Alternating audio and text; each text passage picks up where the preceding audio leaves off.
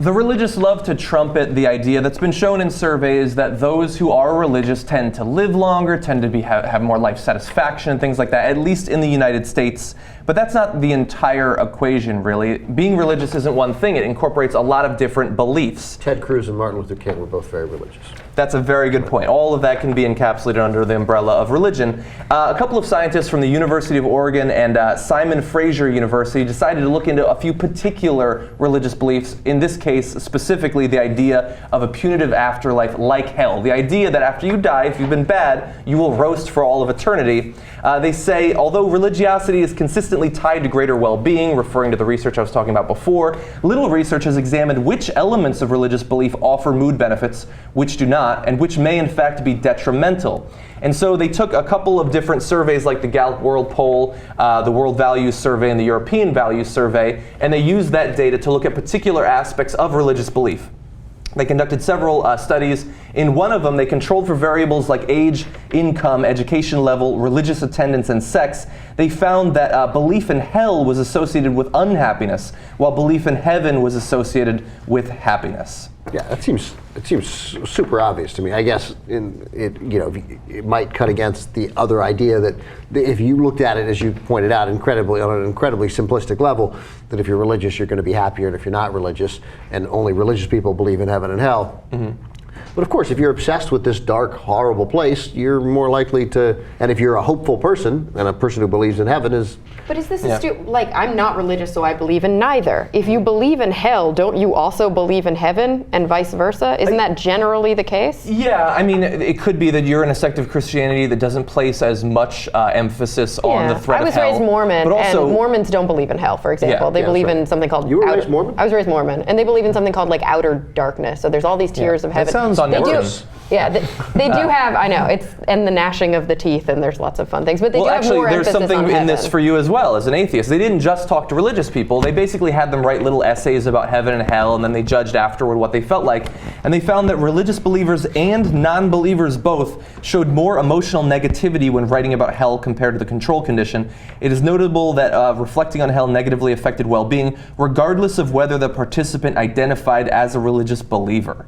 Yeah, okay, so thinking about dark, sad things makes you feel dark and sad. But thinking about fictional dark, sad things. Person, so you think about dark, sad things. Well, of course, that's one of the biggest keys here, because as Cara pointed out, almost everybody believes in a heaven and hell, if you believe in it at all. Mm-hmm. And so it's just a matter of what you're concentrating on more. Mm-hmm. So if you choose to concentrate on hell, you're the kind of guy who thinks like, oh my God, things are going to go bad. Plus, there's one other element they didn't talk about in the story.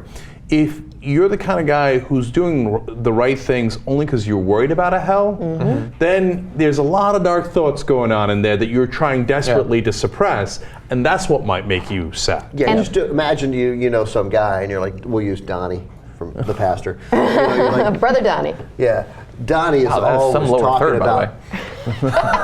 Donnie is always talking about how we're the evil among us. We're all going to rot in the pit of hell if we don't fix our lives. And he is the life of the party. He's just great to be around. He's a fun guy.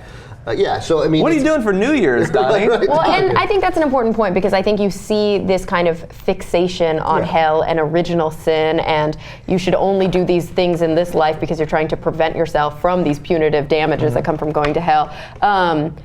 You see this in evangelical faiths overwhelmingly more than in other religions. You just don't, in these like modern Christian sects where, gay marriage is celebrated and where it's progressive and it's all about Jesus' love, they hardly ever talk about hell. Well, actually, just directly speaking to that's a very good point. I would certainly agree with you. It seems like that would be the case. But they didn't actually, I want to talk about this because we don't just have Christians watching the show. Many of you might follow Hinduism, other religions like that. They looked into that. And so heaven and hell are general terms that can be applied to the afterlives of many different faiths. Insert the other word for it. And they discovered that hell beliefs were associated with lower well-being and heaven beliefs were associated with higher well-being for both Abrahamic, Christianity, Islam, and Judaism, and non-Abrahamic adherents. They found no significant difference. So this applies to the Hindus and, which is interesting Jains, because I suppose, as well. Many of these, like religions that believe in reincarnation don't even believe in a hell. They just believe that when you die, you're going to come back as a different type of organism, maybe one that has a positive life or one that has a negative life, depending on what you did. That might be even more depressing. I'm going to come back as a caterpillar? That kind of sucks, right? But at least you know your life will be quick. Republican state representative. Yeah. I feel like you come back as a caterpillar, you just have to be an awesome caterpillar for like a week. And then you get to do it all over again. True. It's not too hard. But if you're focused on, and also you think about people with real clinical issues, real depression.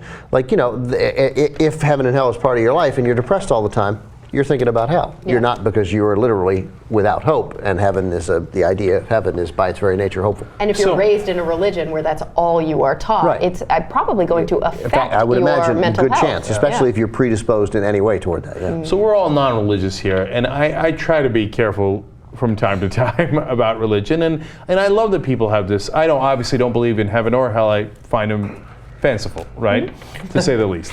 But I don't want to take away people's hope about heaven, and they want to meet their loved ones and stuff, and I love them for it. And I don't know. Yeah, and that's why I call myself agnostic, to the great annoyance of atheists, right? Because I don't know. I don't believe in the religions. Okay, outside of that, I don't know. Okay, so, and I know then you'll say I'm an atheist. Just please spare me. Okay, all right. So, but hell, really? I mean, and I know that it's hard for us because we're not religious to understand. But how could you possibly believe in hell? You really think that there's Satan with his stupid ass pitchfork? You really believe that? And he's going to be poking you for eternity, and and you're burning and burning. And by the way, think about a God that would do that to people for, like, by the way, slight crimes like you took his name in vain. But you took his name in vain, and so you got out there with the Satan poking you in the ass for all eternity, and you're with Stalin and Hitler? Yeah.